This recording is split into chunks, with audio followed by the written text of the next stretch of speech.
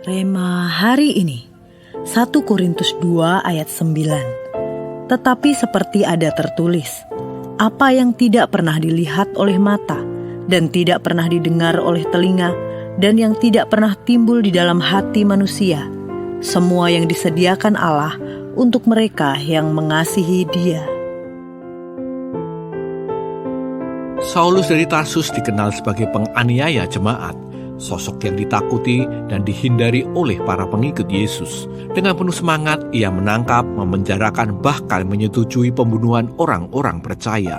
Namun dalam satu perjumpaan ilahi di jalan menuju Damsyik, hidupnya diubahkan secara total. Dari seorang pembenci Injil, ia dipanggil Tuhan menjadi pemberita Injil ke berbagai bangsa. Dari Saulus, musuh besar pengikut Kristus, ia berubah menjadi Paulus, rasul besar yang dipakai Kristus secara luar biasa. Tidak ada seorang pun termasuk Paulus sendiri yang dapat membayangkan perubahan drastis itu.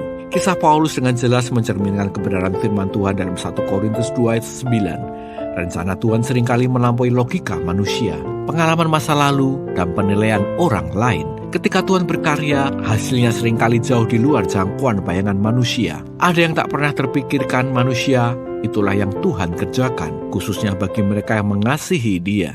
Tuhan sanggup mengubah masa lalu yang kelam menjadi alat kemuliaannya dan menjadikan hidup yang hancur sebagai saluran berkat bagi banyak orang.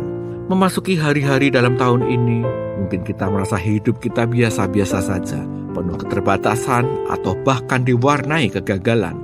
Namun kisah Paulus mengingatkan kita bahwa Tuhan tidak pernah dibatasi oleh latar belakang, kondisi, ataupun masa lalu kita. Selama kita mengasihi Dia dan mau berjalan dalam ketaatan, Tuhan sedang menyiapkan sesuatu yang tidak pernah kita lihat.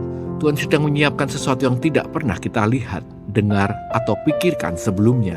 Percayalah, di tahun keajaiban baru ini, Sang Maestro Keajaiban selalu memiliki rencana yang lebih besar, lebih indah, dan jauh melampaui ekspektasi manusia.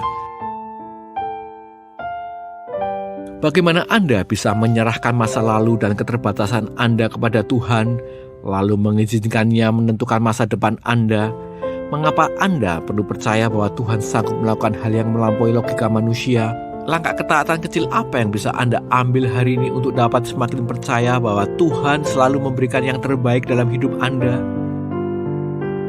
Tuhan Yesus, kami percaya Engkau Allah yang sanggup melakukan perkara-perkara besar dan ajaib. Kami menyerahkan hidup kami sepenuhnya ke dalam tangan-Mu. Lakukanlah kehendak-Mu yang melampaui pikiran kami, dan pakailah hidup kami menjadi berkat bagi banyak orang. Di dalam nama Tuhan Yesus kami berdoa. Amin. Tahun ini Tuhan ingin melakukan keajaiban yang melampaui nalar dan ekspektasi manusia.